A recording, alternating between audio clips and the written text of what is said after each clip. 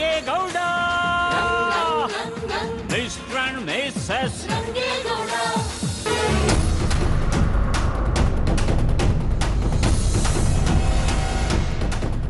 ಅಂದ್ರೆ ice madam ಅವ್ರು ಒಪ್ಕೊಂಡ್ಬಿಟ್ರು. ಇವತ್ತು ನಮ್ಮ ಪ್ರಸ್ತುತ ಶಾಸ್ತ್ರ.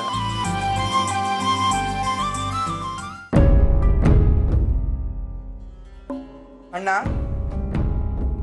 ಯಾಕೆ ಕರ್ದೆ ಅಂತ ಈಗನಾದ್ರೂ ಗೊತ್ತಾಯ್ತೆ? ಅದು ತಿಳ್ಕೊಂಡು ನಾನು ಏನು ಮಾಡ್ಲಿ ಬಿಡು.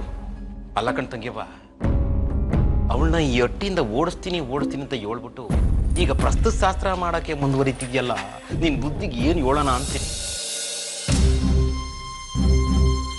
ಮಗ ಐಶ್ವರ್ಯ,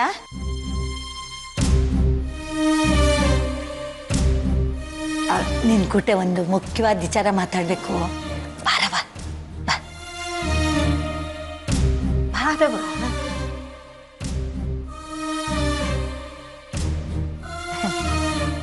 ಕುಂತ್ಕೋ.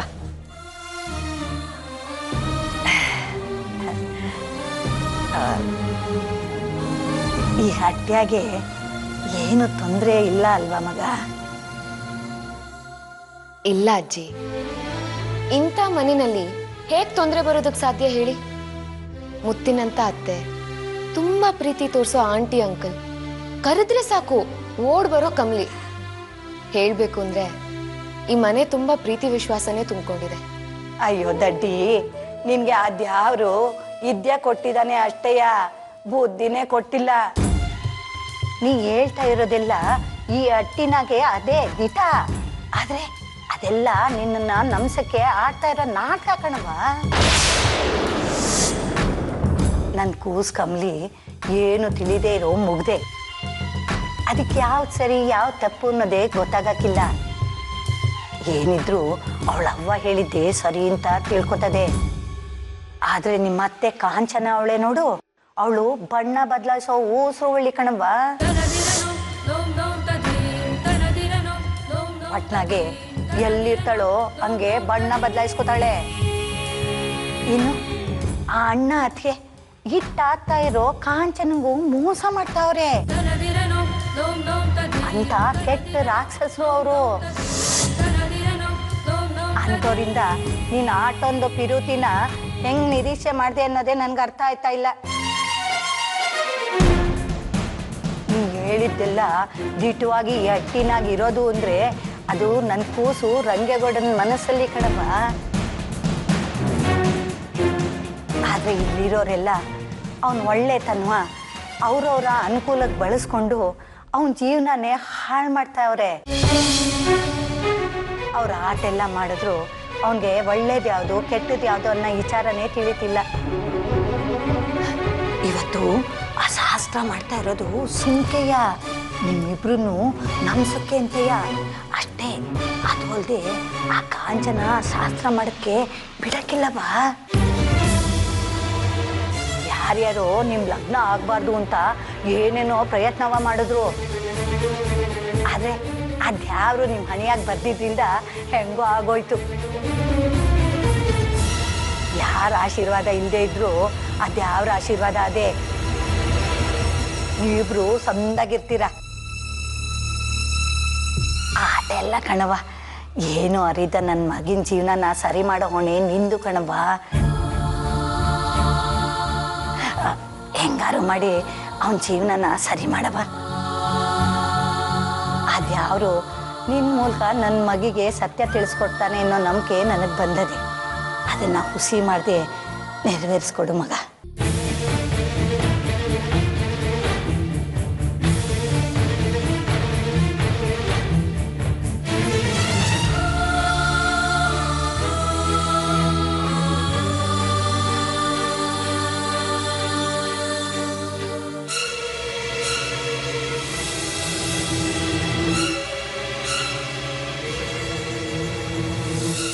ಐಶ್ವರ್ಯ, ಬಸ್ಸು ನಿಂತ್ಕೊಳ್ಳವ. ನೋಡವ, ಒಂದು ಹೆಣ್ಣು ಪ್ರಸ್ತುತ ಶಾಸ್ತ್ರಕ್ಕೆ ಹೋಗ್ಬೇಕಾದ್ರೆ ಅವ್ರ ಅವ್ವನೋ ಅಜ್ಜಿನೋ ಕೆಲವೊಂದು ಸೂಕ್ಷ್ಮವಾದ ವಿಚಾರಗಳನ್ನ ಹೇಳ್ತಾರೆ. ಆದ್ರಿಲ್ಲ ಅವ್ರು ಯಾರೂ ಇಲ್ಲದೆ ಇರೋದ್ರಿಂದ ನಾನೇ ನಿನ್ನ ತಾಯಿ ಸ್ಥಾನದಾಗ ನಿಂತು ಇದೆಲ್ಲ ಮಾಡ್ಬೇಕಾಯ್ತದೆ. ನಾನು ಹೇಳೋದು ಗಮನ ಇಟ್ಟು ಕೇಳು. ಆಯ್ತು ಹೇಳಿ ಅತ್ತೆ. ಅದು ಶಾಸ್ತ್ರ ಇರೋದು 11 ಗಂಟೆಗೆ ಕಣವ. ಅಲ್ಲಿ ಗಂಟ ಗಂಡ ಆದವನು ಏನಾದರೂ ತಾಳ್ಮೆ ತಪ್ಪಿದ್ರು ನೀನು ಹೊಸಿ ಸೂಕ್ಷ್ಮವಾಗಿರು. ಹೋಗವ.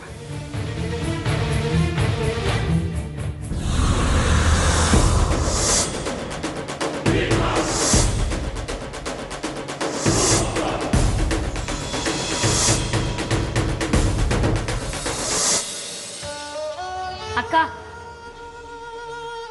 ನಾನು ಬೆಳಗ್ಗೆ ಡೈರೆಕ್ಟ್ ಬಸ್ಸಿಗೆ ಹೊರಡ್ತಾ ಇದ್ದೀನಿ. ನಿನ್ಗೆ ಬೆಳಗ್ಗೆ ಎಬ್ಸೋದಕ್ಕಾಗಲ್ಲ, ನಾನು ಹೋಗಿ ಫೋನ್ ಮಾಡ್ತೀನಿ. ಇದ್ದು ಹೋಗು ಅಂತ ಹೇಳೋಣ ಅಂದರೆ ನಿನಗೆ ಎಕ್ಸಾಮ್ಸ್ ಬೇರೆ ಹತ್ರ ಬರ್ತಿದೆ. ಸರಿ, ಹುಷಾರಾಗಿ ಹೋಗ್ಬಾ. ಓಕೆ ಅಕ್ಕ. ಅಕ್ಕ, ಇನ್ನಾದರೂ ಕೋಪ ದ್ವೇಷ ಬಿಟ್ಟು ಸ್ವಲ್ಪ ಅಡ್ಜಸ್ಟ್ ಮಾಡ್ಕೊಳ್ಳೆ, ಎಲ್ಲ ಒಳ್ಳೇದಾಗುತ್ತೆ. ವಿದ್ಯಾ, ನಾನು ನಿನ್ನ ಅಕ್ಕ ಕಣೆ, ಹೇಗಿರಬೇಕು ಅನ್ನೋದು ನನಗೆ ಚೆನ್ನಾಗಿ ಗೊತ್ತಿದೆ. ಹೋಗಿ ಮಲ್ಕೋ.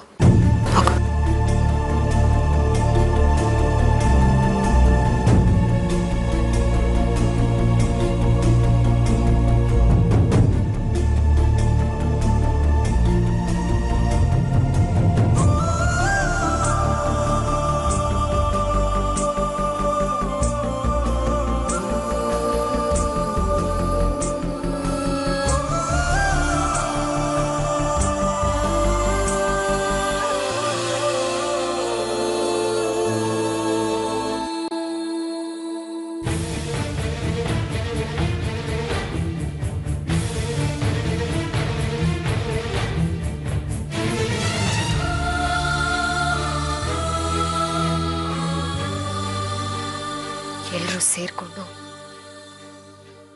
ಮನುಷ್ಯತ್ವನೇ ಇಲ್ಲದೆ ಇರೋನ್ ಜೊತೆ ನನ್ನ ಮದುವೆ ಮಾಡಿದ್ರು. ಈಗ ಬಸ್ ನೆಟ್ಟಿಗೆ ಅರೇಂಜ್ ಮಾಡಿದ್ದಾರೆ. ಅಮ್ಮನ ಹತ್ರ ಹೇಳ್ಕೊಂಡ್ರೆ ಮದುವೆ ಆದ್ಮೇಲೆ ಫಸ್ಟ್ ನೈಟ್ ಆಗ್ಲೇಬೇಕಲ್ಲ ಅಂತ ನನಗೆ ಬುದ್ಧಿ ಹೇಳ್ತಾರೆ. ಯಾರು ಏನೇ ಹೇಳಿದ್ರು ಸರಿ, ನಾನು ಇದಕ್ಕೆ ಅವಕಾಶ ಮಾಡಿಕೊಡಲ್ಲ. ಮನಸ್ಸೇ ಇಲ್ಲದೆ ಇರೋನವನು. ಅವನು ನನ್ನನ್ನು ಮುಟ್ಟಬಾರ್ದು. ತಾಳಿ ಕಟ್ಟಿದೀನಿ ಅನ್ನೋ ಒಂದೇ ಒಂದು ಕಾರಣಕ್ಕೆ ತಪ್ಪಿ ಅವನೇನಾದ್ರೂ ನನ್ನನ್ನು ಮುಟ್ಟೋಕ್ ಬಂದ್ಬಿಟ್ರೆ ನಾನ್ ಬಿಡಲ್ಲ.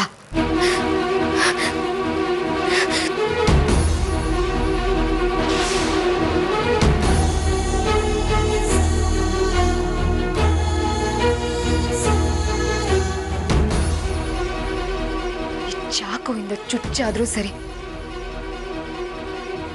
ನನ್ನನ್ನು ನಾನು ಕಾಪಾಡ್ಕೋತೀನಿ.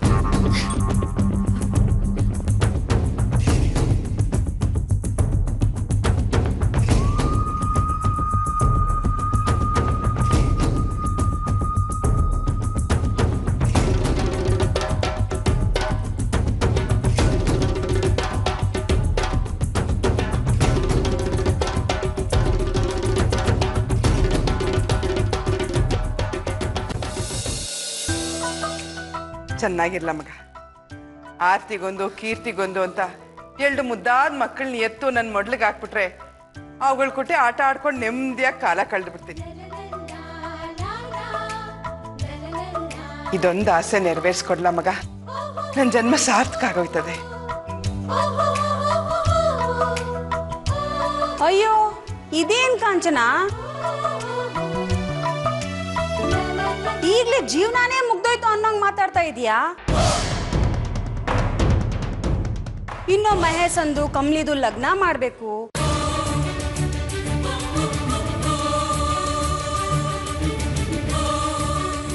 ಅವ್ರ ಹೊಟ್ಟೆಲ್ ಹುಟ್ಟೋ ಮಕ್ಕಳನ್ನ ಎತ್ತ ಆಟ ಆಡಿಸ್ಬೇಕು.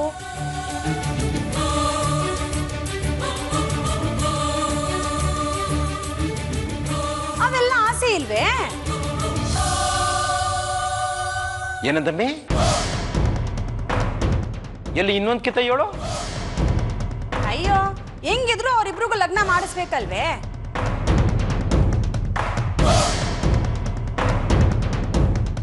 ಲಗ್ನ ಆದ್ಮೇಲೆ ಅವ್ರ ಹೊಟ್ಟೆ ಹುಟ್ಟೋ ಮಕ್ಕಳನ್ನ ಎತ್ತಿ ಆಡಿಸ್ಬೇಕಲ್ವೇ? ಅದನ್ನೇ ಹೇಳ್ದೆ. ಸರಿಯಾಗಿ ಹೇಳ್ದೆ ಬಿಡತ್ತೆ ಅವ್ವ. ನೀನಿನ್ನೂ ನಮ್ಮ ಮಕ್ಕಳನ್ನ ಎತ್ತಾಡಿಸ್ಬೇಕು. 2 ಗಂಟೆ ಸಂದಾಗೆ ಇರ್ತೀಯ, ಆಯ್ತೆ? ಸರಿ ಕಣ್ಮಗ, ನೀನಿನ್ ಒಂದು. ಸರಿ ಕಣವ.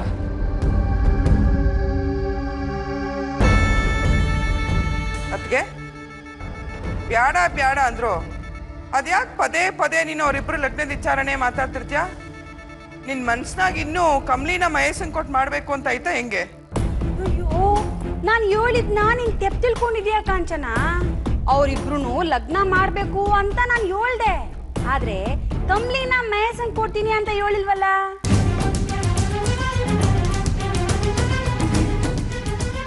ಎಲ್ಲ ಉಸಿರು ಒಳ್ಳೆ ಬಣ್ಣ ಬದಲಾಯಿಸ್ತದೆ. ನಿನ್ ಮಾತೇ ಬದಲಾಯಿಸ್ತಿದ್ಯಲ್ಲ ಮೀ. ಅಯ್ಯೋ, ನಾನ್ ಯಾಕೆ ಮಾತು ಬದಲಾಯಿಸ್ಲಿ? ನನ್ ಮಗಳಿಗೆ ಗಂಡು ಹುಡುಕಿ ಲಗ್ನ ಮಾಡ್ಸವ ಅಂತ ಓಡಾಡ್ತೀವ್ನಿ.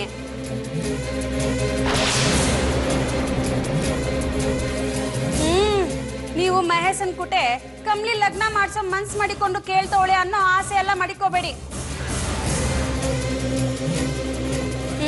ನನ್ ಮಗಳು ಚಿನ್ನದಂತವಳು ಅಂತವಳನ್ನ ಹೋಗಿ ಹೋಗಿ ಲಗ್ನ ನಿಂತಿರೋ ನತದೃಷ್ಟ ಮಹೇಶನ್ ಕುಟೆ ಲಗ್ನ ಮಾಡ್ಸದೆ.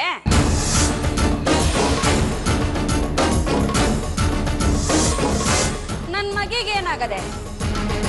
ಚಿನ್ನದಂತ ಹುಡುಗ ಸಿಗ್ತಾನೆ. ಮಹೇಶನ್ಗೆ ಯಾರಾದ್ರೂ ಅವನಂತೆ ನತದೃಷ್ಟ ಹುಡುಗಿನ ನೋಡಿ ಲಗ್ನ ಮಾಡಿಸಿ.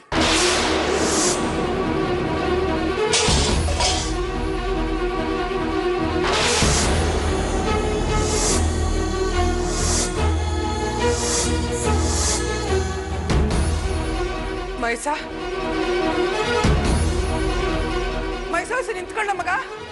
ಮಗ ನನ್ನ ಮಾತು ಕೇಳ.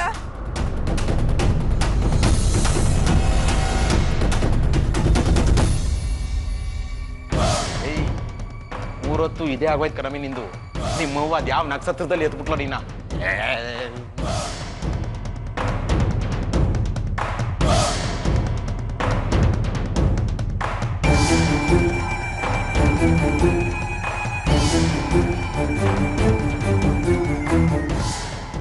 ಕಮ್ಲಿ,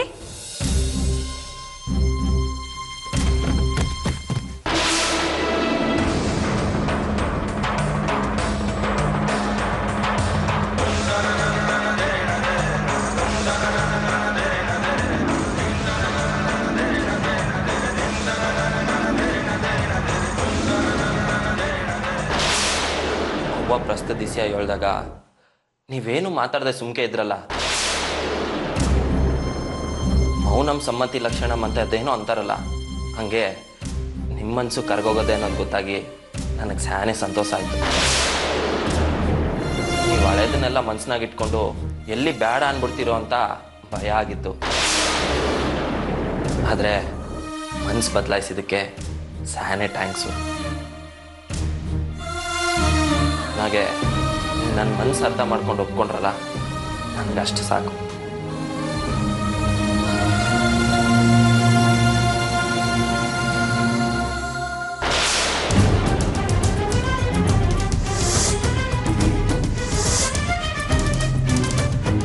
ಹತ್ರ ಬರಬೇಡ.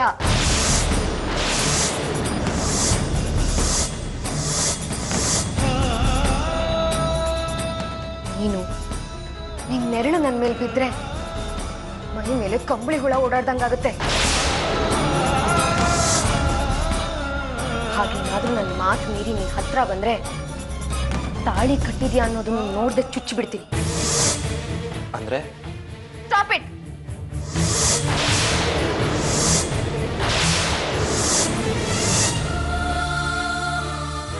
ನಿನ್ ಧ್ವನಿ ಕೇಳಿದ್ರೆ ನೀನ್ ನನ್ನ ಬಗ್ಗೆ ಮದ್ವೆ ಮನೇಲಿ ಕೀಳಾಗಿ ಮಾತಾಡಿದ ಮಾತೆ ನನ್ ಕಿವಿ ತುಂಬಿಕೊಳ್ಳುತ್ತೆ. ಮಾತು ಕೇಳಿದ್ರೆ ಅಸಹ್ಯ ಆಗತ್ತೆ. ಅಂದ್ರೆ ನೀವು ಹೊಸ್ಲು ತೊಳೆದು ಸೇರೋದು ಮನೆಗೆ ಬಂದಿದ್ದು ಅವ್ವ ಜೀವನ ಪೂರ್ತಿ ಜೊತೆನಾಗ ಸಂತೋಷವಾಗಿರಿ ಅಂತ ಹೇಳಿ ದೀಪ ಹಚ್ಚು ಅಂತ ಹೇಳಿದಾಗ ಸಂತೋಷವಾಗಿ ದೀಪ ಹಚ್ಚಿದ್ದೆಲ್ಲ ಸುಳ್ಳೆ? ಹೌದು. ನೀನ್ ನನ್ ಕುತ್ತಿಗೆಗೆ ತಾಳಿ ಕಟ್ಟಿ ಜೀವನ ಪೂರ್ತಿ ಕಷ್ಟ ಸುಖದಲ್ಲಿ ಭಾಗಿಯಾಗಿ ಪ್ರೀತಿಯಿಂದ ನೋಡ್ಕೋತೀನಿ ಅಂತ ಸಪ್ತಪದಿ ತುಳಿದ್ಯಲ್ಲ, ಅದ್ರಲ್ಲಿ ಸುಳ್ಳಿರ್ಲಿಲ್ವಾ? ನಿನ್ ಮನ್ಸಿನಲ್ಲಿ ನನ್ನ ಬಗ್ಗೆ ಪ್ರೀತಿನೇ ಇಲ್ದೇ ಇರ್ಬೇಕಾದ್ರೆ ಆ ಪ್ರತಿಜ್ಞೆ ಹೇಗ್ ಮಾಡ್ದೆ? ಅದು ಸುಳ್ಳು ತಾನೆ. ನೀನೀಗೇನು ಹೇಳೋ ಅವಶ್ಯಕತೆ ಇಲ್ಲ. ಮದ್ವೆ ಮಂಟಪದಲ್ಲಿ ತಾಳಿ ಕಟ್ಬೇಕಾದ್ರೆ ನನ್ನ ಪ್ರೀತಿಸ್ತಿಲ್ಲ ಅಂತ ಹೇಳಿದ್ಯಲ್ಲ, ಆಗ್ಲೇ ನಿನಗಿದ್ದಿದ್ ಕೊನೆ ಅವಕಾಶನ ಕಳ್ಕೊಂಡ್ಬಿಟ್ಟೆ.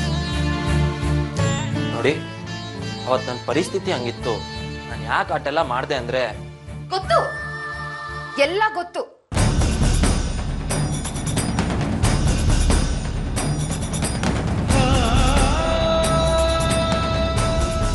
ನಿನ್ನ ತಾಯಿ ಗೌರವ ಉಳಿಸ್ಕೊಳ್ಳೋದಕ್ಕೋಸ್ಕರ ಸುಳ್ಳು ಶಾಸ್ತ್ರಗಳನ್ನ ಪಾಲಿಸಿ ನಿನ್ನ ಮನಸ್ಸಾಕ್ಷಿಗೆ ವಿರುದ್ಧವಾಗಿ ಪ್ರತಿಜ್ಞೆಗಳನ್ನು ಮಾಡಿದೆ.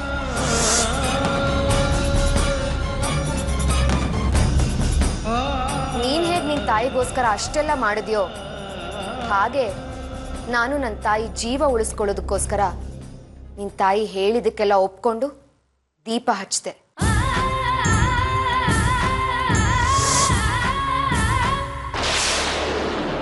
ಪ್ರಪಂಚದಲ್ಲಿ ನಾನು ಯಾರ ಜೊತೆ ಸ್ನೇಹ ಮಾಡಕ್ ಆಗದೆ ಇದ್ರು ದ್ವೇಷನಾದ್ರೂ ಬೆಳೆಸ್ಕೊತೀನಿ. ಆದ್ರೆ ನಿನ್ ಜೊತೆ ನನಗೆ ಜಗಳ ಮಾಡಕ್ಕೂ ಇಷ್ಟ ಇಲ್ಲ. ನನ್ನ ಪ್ರೀತಿಗೆ ನೀನು ಅವಮಾನ ಮಾಡಿದ್ಯಾ, ಅದರಿಂದ ನನ್ನ ಮನಸ್ಸಿನಲ್ಲಿದ್ದ ಪ್ರೀತಿ ಸತ್ತು ಹೋಯ್ತು. ನೋಡಿ, ಪ್ರೀತಿಗೆ ಹುಟ್ಟೋದು ಮಾತ್ರ ಗೊತ್ತು, ಆದ್ರೆ ಅದು ಸತ್ ಇತಿಹಾಸನೇ ಇಲ್ಲ. ಅವತ್ತೇನೋ ಒಂದು ಕೆಟ್ಟಗಳಿಗೆ ಅಷ್ಟೆಲ್ಲ ಆಗೋಯ್ತು. ಅಷ್ಟಕ್ಕೆ ಪ್ರೀತಿನೇ ಸತ್ತೋಯ್ತು ಅಂದ್ರೆ ಹೆಂಗೆ ಹೇಳಿ? ಪ್ರೀತಿ ಅನ್ನೋದು ಮನಸ್ಸುಗಳಿಗೆ ಸಂಬಂಧಪಟ್ಟ ವಿಷಯ. ಇನ್ನು ಆ ಪ್ರೀತಿ ಹುಟ್ಟು ಸಾವಿನ ಬಗ್ಗೆ ಹೇಗೆ ಅರ್ಥ ಆಗುತ್ತೆ ಹೇಳು? ಪ್ರೀತಿ ಬೆಲೆ ಗೊತ್ತಿದ್ರೆ ನೀನಿಷ್ಟೆಲ್ಲ ಮಾತಾಡ್ತಿರ್ಲಿಲ್ಲ ಬಿಡು. ಒಟ್ನಲ್ಲಿ ಪ್ರೀತಿ ಅನ್ನೋ ಪದಕ್ಕೆ ಅವಮಾನ ಮಾಡ್ಬಿಟ್ಟೆ. ನೀವಿವತ್ತು ನನ್ನ ದ್ವೇಷ ಮಾಡೋದಕ್ಕೆ ಕಾರಣ ನಾನೇ. ಇದಕ್ಕೆ ನೀವೇನೇ ಶಿಕ್ಷೆ ಕೊಟ್ಟರು ಅನುಭವಿಸೋಕೆ ನಾನು ತಯಾರಿವಿನಿ. ಆದರೆ ಇದ್ರಾಗ ನಮ್ಮ ಅವನ ತಪ್ಪೇನೂ ಇಲ್ಲ.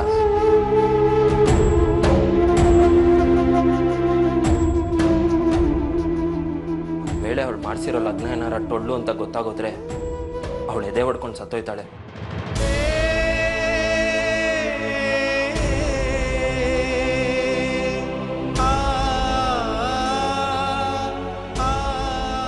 ನಾನು ಬದುಕಿರೋವಾಗಲೇ ನಮ್ಮ ಅವ್ವನ್ಕೊಂದು ಪಾಪ ಮಾಡಕ್ಕೆ ನಾನು ಸಿದ್ಧವಾಗಿಲ್ಲ. ನೋಡಿ, ನಿಮ್ಮ ದಮ್ಮಯ್ಯ ಅಂತೀನಿ, ನನಗೆ ಕ್ಷಮಿಸ್ಬಿಡಿ. ನಿಮ್ಮನ್ನು ಅರ್ಥ ಮಾಡ್ಸೋಕ್ಕೆ ನನಗೋಸಿ ಟೈಮ್ ಕೊಡಿ, ನಾನು ಅರ್ಥ ಮಾಡಿಸ್ತೀನಿ. ನಾನು ಹೇಳೋ ಮಹತ್ವಸಿ ಕೇಳಿ. ಬಿಡ, ಮಾತು ಕೇಳಿದ್ರೆ ನಂಗೆ ಅಸಹ್ಯ ಆಗತ್ತೆ. ದೂರ ನಿಂತ್ಕೊಂಡು ಮಾತಾಡು. ಮದ್ವೆ ಮನೇಲಿ ನಾನೇ ಎಲ್ರ ಮುಂದೆ ನಾಚಿಕೆ ಬಿಟ್ಟು ನಿನ್ ಮೇಲೆ ನಿನ್ ಪ್ರೀತಿ ಹೇಳ್ಕೊಂಡಾಗ ನೀನ್ ನನ್ ಮೇಲೆ ಕರುಣೆ ತೋರ್ಸಿದ್ಯಾ? ಇಲ್ವಲ್ಲ. ಮತ್ತೆ ನನ್ನಿಂದ ಹೇಗೆ ಅದನ್ನ ನಿರೀಕ್ಷೆ ಮಾಡ್ತಿದ್ಯಾ?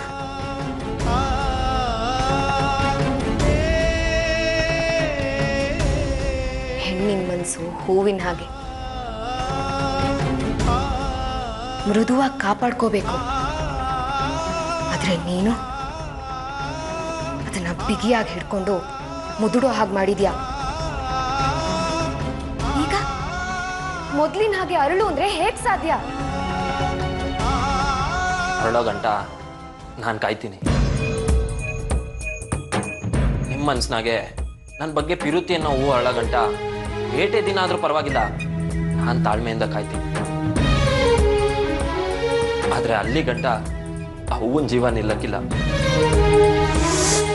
ನೋಡಿ, ನಿಮ್ಮನ್ನು ಆಸೆ ಪಟ್ಟು ಆಜ್ಞೆ ಮಾಡಿ ಸೊಸೆ ಮಾಡ್ಕೊಂಡಿರೋ ನಮ್ಮ ಅವ್ವನ ನೆಮ್ಮದಿಗೋಸ್ಕರನಾದ್ರೂ ಹೊರಗಿನ ಪ್ರಪಂಚದ ಮುಂದೆ ನಾನು ಹೆಂಡ್ರಾಗಿದ್ದು ಬಿಡ್ಬೋದಲ್ವಾ?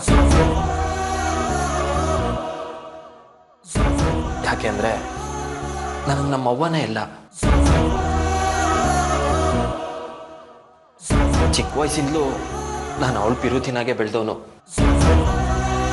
ಏಟೋಕಿತ ನಾನು ಲಗ್ನ ಆದ್ಮ್ಯಾಕೆ, ನಾನು ಹೆಂಡ್ರು ಬಂದ್ಮ್ಯಾಕೆ ಎಲ್ಲಿ ಪಿರುತಿಲ್ ಭೇದ ಬಂದ್ಬಿಡ್ತದೋ ಅಂತ ಭಯ ಕಾಡಿದ್ದು ಉಂಟು. ಅದಕ್ಕೆ ನಮ್ಮವ್ವ ಕುಂಟಿನೋ ಕುರುಡಿನೋ ಯಾರನ್ನೇ ತೋರಿಸಿದ್ರು ಹಿಂದೂ ಮುಂದೆ ನೋಡದೆ ತಾಳಿ ಕಟ್ಟಬೇಕು ಅಂತ ತೀರ್ಮಾನ ಮಾಡ್ಕೊಂಡಿದ್ದೆ.